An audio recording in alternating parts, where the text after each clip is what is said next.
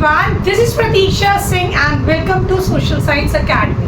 आज हम लोग क्लास 8 NCERT का chapter number 2 of social science पढ़ने वाले हैं, जिस चैप्टर का नाम है reshaping India's political map, means कि भारत के राजनीतिक नक्शे में बदलाव. So after completion of this chapter हम लोग ये जितने भी क्वेश्चंस बोर्ड पे लिखे हैं उनके आंसर दे पाएंगे. Let's read the question first. So first of all, first question is, how did foreign invasions and the rise of new dynasties reshape India's political boundaries during this period? ये कौन से period की बात हो रही है? ये मेडिवल पीरियड की बात हो रही है कि उस टाइम पे जो फॉरेन इन्वेजन्स हुए, मतलब जो बाहर के लोग इंडिया पे अटैक कर रहे थे और जो अलग अलग डायनेस्टीज अलग अलग हिस्सों में बन रही थी, या फिर जो बाहर के इन्वेडर्स होते थे वो हमारे इंडिया में अटैक करके जो अपनी डायनेस्टीज बना लेते थे, ठीक है, उन्होंने हमारी पॉलिटिकल बाउंड्रीज इंडिया की कैसे चेंज की. Understood everyone? And the next question is, how did Indian society respond to these invasions? हमारी इंडियन सोसाइटी ने, मतलब उस टाइम पीरियड में जो इंडिया में लोग रह रहे थे उन लोगों ने कैसे रिस्पॉन्ड किया इन इन्वेजन्स को? क्या उन्होंने बराबर की टक्कर ली, या फिर वहाँ पे जो भी फॉरेन इन्वेजन्स होते उनको यहाँ पे लूटमार करने दी, या फिर उन्होंने यहाँ पे आके अपनी डायनेस्टीज स्टैब्लिश कर ली. Okay everyone, how did India's economy adapt during times of instability? जब ये इंस्टेबिलिटी फैल रही थी, इतनी लूटमार और इतना टैक्स वगैरह हो रहे थे, या फिर जब फॉरेन इन्वेजन्स होते थे, ठीक है, तो हमारी इंडिया की उस टाइम पे जो अर्थव्यवस्था थी उसने अपने आप को कैसे अडैप्ट किया ये जो पॉलिटिकल इंस्टेबिलिटी हो रही थी during this that time period. Understood? Now next question, what impact did this period have on the lives of the people? Means जो वो वाला टाइम पीरियड था जब फॉरेन इन्वेजन्स हो रहे थे, जगह जगह नई डायनेस्टीज बन रही थी, उसने क्या इम्पैक्ट डाला उस टाइम पे जो लोग वहाँ पे रहते थे उनकी लाइफ पे? क्या इम्पैक्ट पड़ा? क्या नेगेटिव्स थे, क्या पॉजिटिव्स थे? ये इस चैप्टर में हम लोग डिस्कस करने वाले हैं. So let's start the video with our first topic. So students, let's know the meaning of medieval. ये लैटिन वर्ड है, ठीक है, जिसका मीनिंग है between the two ages. Means as you know हमारी हिस्ट्री को 3 पार्ट्स में डिवाइड किया गया है. that is ancient, medieval and modern history. Right everyone? So इसका मीनिंग क्या है? Meaning of medieval is between 2 ages, 2 ages के बीच में, जो कि एक ट्रांजिशन फेज भी कहलाया जा सकता है. Right? Originally it was applied on European history, मतलब ये यूरोप का वर्ड है, यूरोप का वर्ड नहीं कहेंगे, ठीक है, बट ये यूरोपियन ने अपनी हिस्ट्री पे अप्लाई किया था. That was from 5th century to 15th century.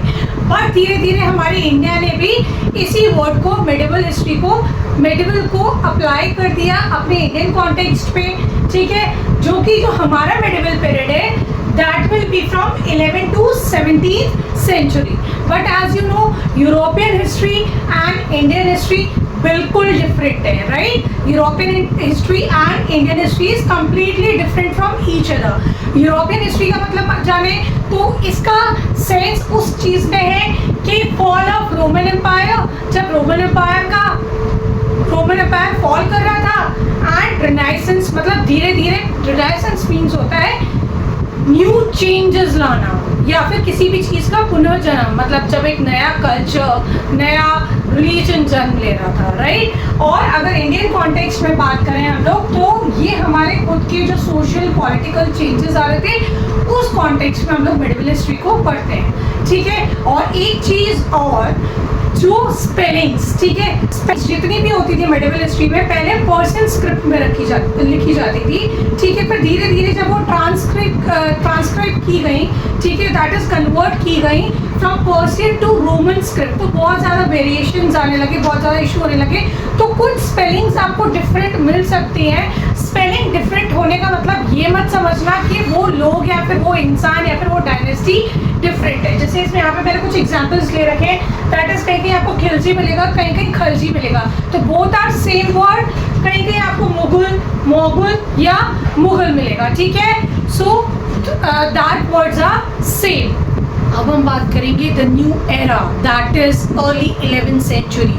उस टाइम पे क्या हो रहा था, क्या इंस्टेबिलिटी आ रही थी, उस टाइम पे इन्वेडर्स आ रहे थे। ये आ कहाँ से रहे थे, ये हिंदू कुश माउंटेन की साइड से आ रहे थे, जो कि हमारे इंडिया के नॉर्थ वेस्टर्न साइड में। Understood everyone? सो जो invaders entered in India through Hindu Kush mountains, ठीक है, हु वर दे, ये थे कौन, they were Turkic and Afghan groups. ये आ कहाँ से रहे थे, ये सेंट्रल एशिया से आ रहे थे, ठीक है। एंड व्हाई डिड दे कम, ये आए क्यों थे, there were many reasons, right? Drawn by India's legendary riches। आप तो जानते हैं कि हमारे इंडिया को सोने की चिड़िया बोला जाता था because of its immense wealth।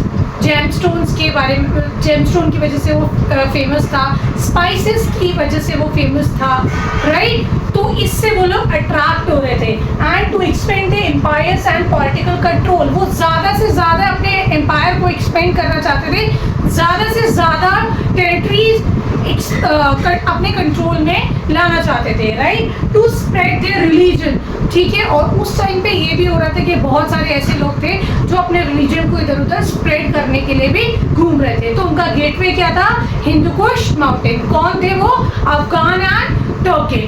Understood everyone? And why did they come, क्योंकि वो हमारी इंडिया की वेल्थ से बहुत ज़्यादा क्या थे, इम्प्रेस्ड थे, राइट?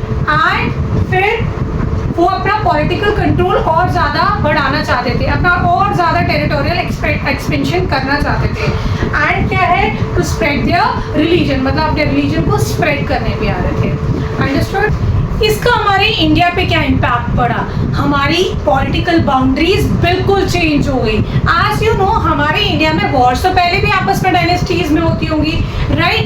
बट इस लेवल की कॉन्स्टेंट फॉरेन इन्वेजन्स ने हमारी पूरी पॉलिटिकल बाउंड्रीज चेंज कर दी, ठीक है। और जो एक मैसिव शिफ्ट आया that was in 13th century, जो कि कंप्लीटली टर्निंग पॉइंट था हमारी इंडियन हिस्ट्री का। सो गाइज, अब मैं आपको 13th सेंचुरी के बारे में बताना चाहती हूँ कि 13th सेंचुरी में ऐसा क्या हुआ। दिल्ली एक फ्लरिशिंग सेंटर बन रहा था, ठीक है, बहुत ही ज़्यादा फ्लरिश कर रहा था। और वहाँ पे जो उस टाइम पे रूल कर रहा था वो था पृथ्वीराज चौहान। तो मोहम्मद गौरी ने पहली बार जो बैटल लड़ी 1191 CE में पृथ्वीराज चौहान के साथ, ठीक है, उस बैटल में मोहम्मद गौरी हार गया। मोहम्मद गौरी गजनी का रूलर था जो आज के टाइम पे अफगानिस्तान में है। एंड फिर दोबारा से जब वो हार गया तो दोबारा उसने बैटल लड़ी अगेन तराइन में 1192 CE में, तराइन में, जिसमें कि पृथ्वीराज चौहान को उसने हरा दिया। तो अब किसका डोमिनेंस हो जाएगी दिल्ली पे, ऑब्वियसली मोहम्मद गौरी की डोमिनेंस हो जाएगी। पर मोहम्मद गौरी को अपने देश भी लौटना था, तो उसने क्या किया, अपने स्लेव को लिया, दैट इज कुतुबुद्दीन ऐबक को लिया और बोला कि आप यहाँ का शासनकाल संभालो या फिर आप यहाँ का कार्यभार संभालो, मैं वापस अपने देश लौट रहा हूँ। सो वहाँ से हमारी स्टार्टिंग होती है दिल्ली सल्तनत की। अब सल्तनत क्या होता है, सल्तनत वो एक एम्पायर होता है जहाँ पे एक सुल्तान रूल करता है। सो आई होप यू अंडरस्टैंड। सो दिल्ली सल्तनत में भी 5 डायनेस्टीज आई जिसने बारी बारी रूल किया, और उन डायनेस्टीज का नाम था स्लेव डायनेस्टी। मैंने क्रोनोलॉजिकल ऑर्डर में ही लगाई है, ठीक है। सो पहले था स्लेव डायनेस्टी, ठीक है, उसके बाद खिलजी डायनेस्टी आई, आपने अलाउद्दीन खिलजी के बारे में सुना होगा, राइट। उसके बाद तुगलक डायनेस्टी आई, उसके बाद सैयद डायनेस्टी आई, एंड फिर क्या आई, last dynasty that was Lodi dynasty. उसके बाद तो फिर मुगल का शासन आएगा, राइट। तो इन लोगों को रेजिस्टेंस किस किसने दिया, मतलब इनको अपना एम्पायर एक्सपेंड करने से किस किसने रोका। तो ईस्टर्न साइड में तो ईस्टर्न गंगा, जो आपने कलिंगा वाला एरिया सुना होगा, वहाँ के कुछ रूलर्स थे जो जिनका किंगडम, जिनका एम्पायर बहुत ज़्यादा फ्लरिश कर रहा था, उनका एडमिनिस्ट्रेशन, कल्चर और आर्ट वगैरह बहुत ज़्यादा फ्लरिश कर रहे थे, तो वो स्ट्रॉन्ग बन चुके थे। एंड साउथ साइड में हौसलियास थे जो उनको रेजिस्ट कर रहे थे आगे बढ़ने के लिए। So I hope you understand this. So अब बात करेंगे हम की फीचर्स के बारे में कि क्या क्या उस टाइम पे दिल्ली सल्तनत में हो रहा था। तो पहला क्या है, political instability. Political instability means power struggle, कि कौन उस थ्रोन पे बैठेगा, कौन राजगद्दी पे बैठेगा, कौन सुल्तान बनेगा। इसमें आपस में लड़ाइयाँ ही होती रहती थी, खून खराबे होते रहते थे। एवरेज माना जाता था कि हर एक राजा का रेन कम से कम नहीं, ज्यादा से ज्यादा 9 इयर्स का रहता था। समझ में आया? क्योंकि और ये भी माना जाता कि हर एक 3 में से 2 जो राजा बचे थे वो अपने पहले वाले को मार कर या उसको मर्डर कर ही वो थ्रोन पे बैठते थे। तो ये सब चल रहा था, तो ऑब्वियसली अब वो लोग क्या चाहेंगे? अपनी राजगद्दी बचाना। ये सब चल रहा था दिल्ली सल्तनत में। फिर टेरिटोरियल एक्सपेंशन, आए दिन कैंपेन्स, वॉर्स होती थी, तो राजाओं दूसरे किंगडम से दूसरी जगहों पे अटैक्स होते रहते थे। क्यों? क्योंकि उनको अपनी टेरिटरीज एक्सपेंड करनी थी। Understood everyone? Now plundering means लूटपाट। जब ये मिलिट्री कैंपेन्स वगैरह होते थे, वॉर्स वगैरह होती थी, तो दूसरे शहरों और गांवों को लूटा जाता था। ठीक है, फिर वहां से वो सामान लेके वो लोग अपने रीजन में या फिर अपने एम्पायर में लौट के आते थे, जो भी वहां पे उनको ज्वेलरीज या फिर जो भी बूटी मिलती थी। Understood everyone? इसका एक फेमस एग्जांपल है एक आर्किटेक्चर का, that is Quwwat ul Islam mosque. ठीक है, ये आप मुझे बताएंगे कि है कहाँ पे। ठीक है, बट इसका जो कंस्ट्रक्शन है ये कुतुबुद्दीन ऐबक के टाइम से ही स्टार्ट हो गया। आज यू नो, मैंने आपको बताया था दिल्ली सल्तनत का पहला ruler that is of slave dynasty, वो था तुम्हारा कुतुबुद्दीन ऐबक। उसी के टाइम पे इसका कंस्ट्रक्शन स्टार्ट हो गया। पर इसमें ऐसा क्या खास है? इसमें वही सामान कंस्ट्रक्शन में लगाया गया, फिर शहरों और गांवों को लूट के या फिर टेम्पल्स वगैरह को लूट के जो सामान उनको मिला वही इनके कंस्ट्रक्शन में लगाया गया। तो इसके बारे में यही खास बात है। अब हम बात करेंगे the turn of 14th century, that is Alauddin Khilji. ठीक है, अलाउद्दीन खिलजी के बारे में तो आप लोगों ने सुना ही होगा, मूवी में देखा होगा, पद्मावत मूवी में। ठीक है, और उससे आपको अंदाजा लग गया होगा वो कितना क्लेवर एंड स्मार्ट रूलर था। ठीक है, उसके कुछ एम्बिशंस थे, उसके एम्बिशंस थे पूरे वर्ल्ड को कॉन्क्यूर करना। वैसे ही पास्ट में आपने 6th क्लास में भी किसी के एम्बिशंस पढ़े होंगे, दैट इज अलेक्जेंडर इंडिया भी आया था। ठीक है, और अलेक्जेंडर का मेन एम क्या था कि वो पूरे वर्ल्ड को कॉन्क्यूर करना चाहता था। वैसे ही कुछ एम्बिशंस किसके थे? अलाउद्दीन खिलजी के, कि उसने अपने आप को सेकेंड अलेक्जेंडर का टाइटल दे दिया। That was a self title, मतलब उसने खुद ही को टाइटल दे दिया, उसको कभी भी बोला जाता था। ठीक है, एंड ये हमें पता कैसे चलता है कि वो अपने आप को सेकेंड अलेक्जेंडर बोलता था? उसी के टाइम पीरियड पे जो कॉइन्स चलते थे उसी पे मिंटेड था कॉइन्स पे ये name, the second Alexander. Understood everyone? और रीजन क्या था? रीजन था he had vast territorial expansion and wanted to control the whole world, that जो अभी मैंने आपको बताया, राइट? उसने मिलिट्री कैंपेन्स नॉर्थ में भी चलाए, साउथ में भी चलाए। साउथ में अभी तक मैंने आपको बताया था लास्ट में कि वो पढ़ नहीं पा रहे थे क्योंकि रेजिस्टेंस के कौन थे? फसलास थे। समझ में आया?